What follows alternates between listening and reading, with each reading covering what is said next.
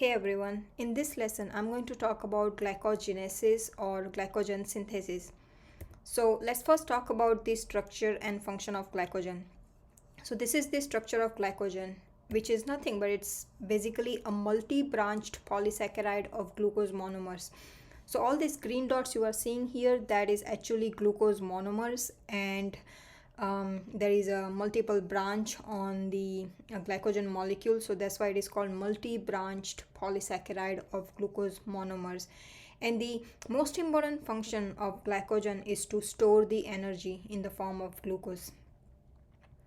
Now, glycogen is predominantly stored in liver and skeletal muscle, as well as in small amounts in spleen and other organs. And glycogenesis occurs in the cytoplasm, and it requires ATP and uridine triphosphate, and we are going to talk about this in detail in subsequent slides. So before we talk about the glycogen synthesis, I want you to have a clear understanding of glycogen structure. So this is the glycogen structure, and I mentioned before that all these green dots, those are called glucose monomers. So to even have a clear understanding of the glycogen structure, I'm going to zoom in the part of the structure here. So here you can see that these are the glucose monomers, and these are the carbon atoms on one glucose molecule. So the important thing about these glucose monomers that they are linked to each other via alpha 1 for glycosidic bonds. So here you can see that carbon 4 of one glucose molecule is connected to carbon 1 of another glucose molecule, and therefore it is called as alpha 1 4 glycosidic bond. Now, next in the glycogen structure is the branch point. So the branch point in the glycogen molecule is formed via alpha 1,6 glycosidic bond, meaning carbon 1 of one glucose molecule is attached to carbon 6 of another glucose molecule. And also remember that these alpha 1,6 glycosidic bonds are formed between two glucose monomers of separate chain. So these are two separate chains, and these two glucose monomers are linked to each other via alpha 1,6 glycosidic bonds. Now next in the glycogen structure is the non-reducing end. So this non-reducing end is identified by the presence of a terminal glucose monomer with a free hydroxyl group which is located on the carbon 4 position. So basically non-reducing ends are just the terminal glucose molecule with a free hydroxyl group, and that is called non-reducing ends. And the important thing about this non-reducing end is that these glycogen chains are always extended or degraded from their non-reducing ends. So remember that when the new glucose molecule is added or the glucose molecule is removed, that always takes place from their non-reducing end of the glycogen chains. And if there are more branches in the glycogen structure, such as these branches, or this tree-like, there are more tree-like structure in the glycogen molecule, meaning that glycogen molecule can be easily extended or degraded because of their higher number of non-reducing ends. Now next in the glycogen structure is glycogenin.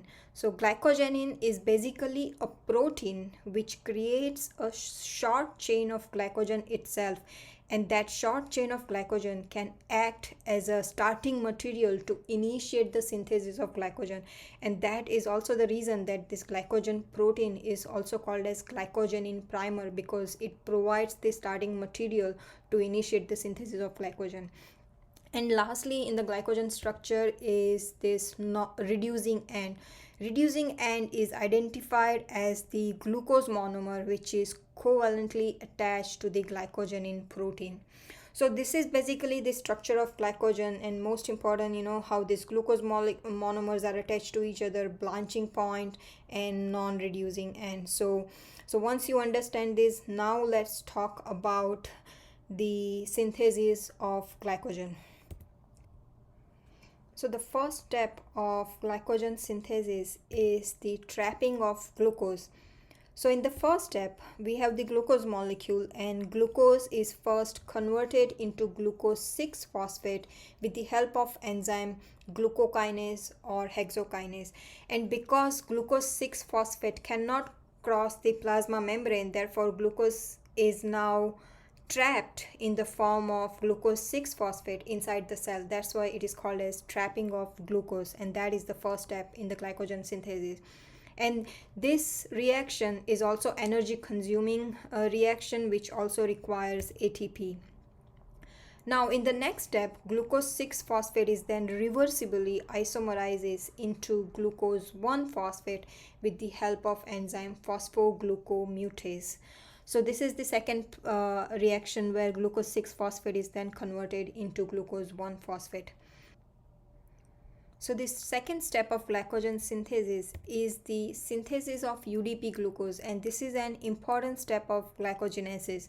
So for this reaction, we have glucose 1-phosphate from the previous reaction, and we also require UTP, which is uridine triphosphate. If you remember from the previous slide, I said that glycogenesis requires UTP and ATP and UTP. So here we have uridine triphosphate, and the reaction is catalyzed by UDP glucose pyrophosphatase enzyme.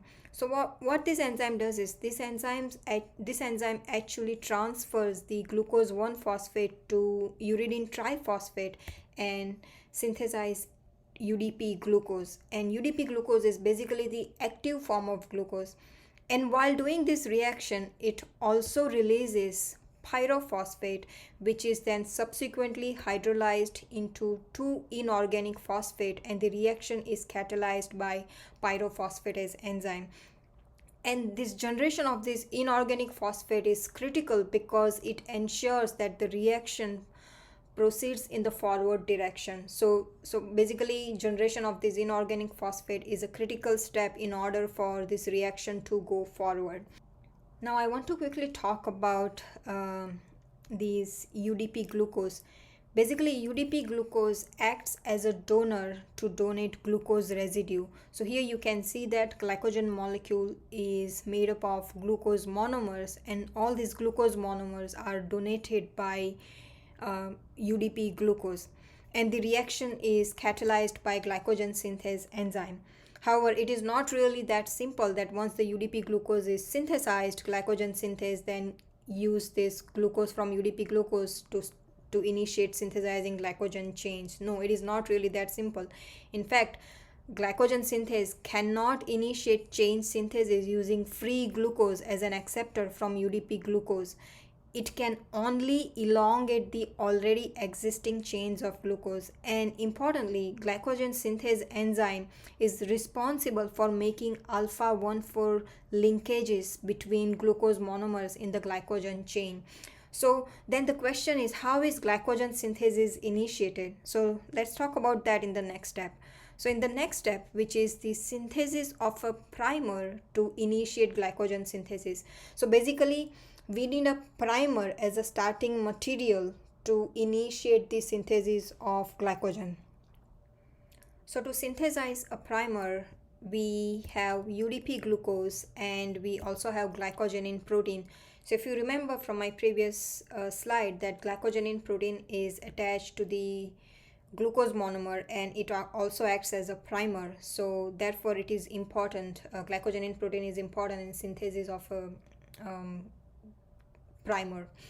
So here we have UDP glucose and glycogenin protein, and in the first step of synthesis of a new glycogen molecule is the transfer of a glucose residue from the UDP glucose to the hydroxyl group of tyrosine residue on glycogenin protein, and this results in the synthesis of nascent chain where you can see that one glucose molecule which is transferred on the glycogenin protein.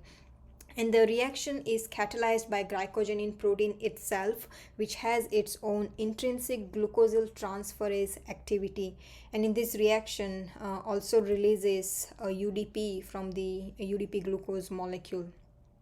Now once the nascent chain is synthesized, it is then further extended by the addition of another UDP glucose molecule, and then here you can see that here you can see that the chain is now extended by the addition of another glucose molecule, and this is the reducing end where this glucose monomer is attached to glycogenin protein.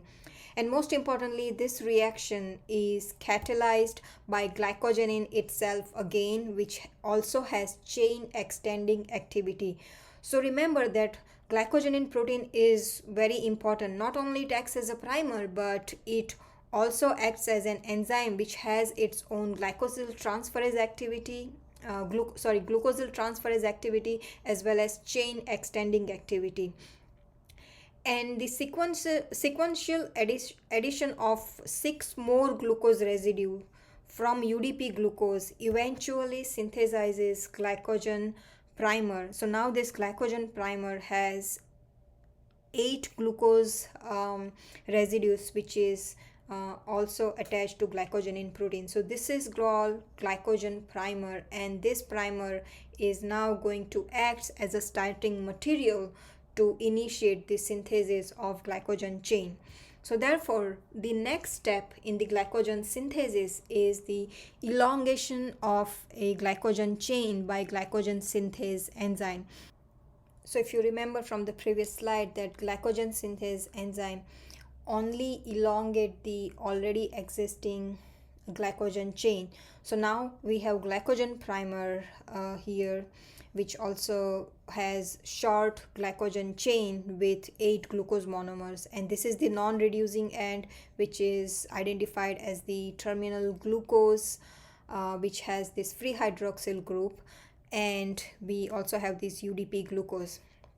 So like I mentioned, the reaction is catalyzed by glycogen synthase enzyme, and what glycogen synthase enzyme does is actually transfer the glucose from the UDP glucose molecule onto the non-reducing end of this glycogen chain, and as a result it forms the glycosidic bond between two glucose monomers, and it creates this elongated glycogen with one additional glucose residue obtained from UDP glucose. So here we had 8 glucose monomers, and now we have 9 glucose monomers, and all these glucose monomers are attached to each other via alpha 1,4 glycosidic bonds. So here through this reaction, again it releases this UDP from the UDP glucose, and this is the non-reducing end of the glycogen chain, and subsequent addition of this UDP glucose eventually elongate this glycogen chain. So now here we have 11 to 12 glucose monomers, and this is the glycogenin protein which is attached to the glucose monomer. So this is how glycogen synthase enzyme elongate the already existing short glycogen chain, and most importantly remember that it extend this glycogen chain by forming alpha 1,4 glycosidic bond between glucose monomers. Now next step in the glycogen synthesis is the formation of branches in glycogen chains. So we now until now we saw that how the glycogen chain is extended. Now next step we need to learn is how these branches in this glycogen molecule are formed. And then remember that the glucose monomers on the branch point, they are linked to each other via alpha 1,6 glycosidic bond. So here we have glycogen chain, and this is the non-reducing end. This is the glycogenin molecule attached to glucose monomer, and the reaction is catalyzed by enzyme glycogen branching enzyme. And also remember that glycogen branching enzyme is different than glycogen synthase enzyme. Glycogen synthase enzyme is not involved in forming branches in glycogen chain because glycogen synthase enzyme cannot form this alpha 1,6 glycosidic bond. In fact, this alpha 1,6 glycosidic bonds are only formed by the enzyme glycogen branching enzyme. So this is the important difference between glycogen synthase and glycogen branching enzyme. So to synthesize branches in the glycogen chain, what glycogen branching enzyme does is it actually transfer the terminal fragments of 7 to 8 glucose residues. So these are the 7 to 8 glucose residues from the non-reducing end of this glycogen branch, and it transfer this 7 to 8 glucose residues to the carbon 6 group of the glucose residues, and this carbon 6 of this glucose residues is located at a more interior position on the glycogen chain. So here you can see that the 7 to 8, these are the 7 to 8 glucose residues from the non-reducing end, and this will be then transferred to the carbon 6 position of this glucose monomer to create the branches. So here you can see that this is these are the I don't know how many, 1 2 3 4 5 6 7 8. So these are the 8 glucose monomers from the non-reducing end, and this is then transferred onto the carbon 6 position of this glucose monomer, which is located very interior into the glycogen chain. And this is and then this bond or this glucose monomers are linked to each other via alpha 1,6 glycosidic bond and creates this branching point, and this bond is created with the help of enzyme glycogen branching enzyme. And before it creates, it transfers this 1,4 glycosidic bond to the 1,6 glycosidic bond. Therefore the enzyme also called as glucosyl 4,6 transferase enzyme. So this is the last step of formation of branches, and hope you understand the individual steps of glycogen synthesis. So I now quickly want to review the steps of glycogen synthesis with you. So here we first saw that glucose is first converted into glucose 6-phosphate in order to trap the glucose inside the inside this cell, and the reaction is catalyzed by glucokinase and hexokinase, which is also an ATP requiring step. In the next step, glucose 6-phosphate is isomerizes into glucose 1-phosphate with the help of enzyme phosphoglucomutase, and subsequently glucose 1-phosphate is then converted into UDP glucose with the help of enzyme UDP glucose pyrophosphorylase, which also requires UTP. And most importantly, UDP glucose is an active form of enzyme because it donates the glucose residue to initiate the synthesis of glycogen chain. Now subsequently we have UDP glucose and glycogen primer, which is basically the short chain of glucose monomers attached to the glycogenin protein, and this glucose from the UDP glucose is transferred onto this glycogen primer to synthesize this small glycogen chain with one additional glucose residue, and this chain and in this reaction is catalyzed by enzyme glycogen synthase. And remember that glycogen synthase only extend the already existing glycogen chain. So this is the glycogen chain, and most importantly glycogen synthase enzyme linked two glucose monomers by forming the alpha 1,4 glycosidic bond. So subsequent addition of more glucose residues obtained from UDP glucose extends the glycogen chain with the help of glycogen synthase enzyme. And the last step in the synthesis of glycogen is the formation of branches. So this is the branches in the glycogen chain, and the reaction is catalyzed by enzyme glycogen branching enzyme, and glycogen branching enzyme forms the branches by connecting two glucose monomers via alpha 1,6 glycosidic bond. So this is also called the branching point. So this is the quick overview of glycogen synthesis, and now I want to quickly talk about why glycogen is important and how it is being utilized, briefly how it is being utilized in skeletal muscle and liver. So in skeletal muscle, approximately 400 gram of glycogen, which makes up 1 to 2% of total weight of resting muscle, whereas in liver only 100 gram of glycogen makes up 10% of total weight of liver. Now, the most important thing in glycogen storage in skeletal muscle that it is being utilized to synthesize ATP during muscle contraction, and most importantly during the intense exercise. So when we are performing intense exercise, that is the time when glycogen which is synthesized in the skeletal muscle, it is broken down into glucose molecule, and glucose molecules are then go through the glycolysis pathway to synthesize ATP. Now in the liver, the important function of liver glycogen store is to maintain the blood glucose concentration, particularly during the fasting stage or even at night when we are not eating and we need to maintain the blood glucose level.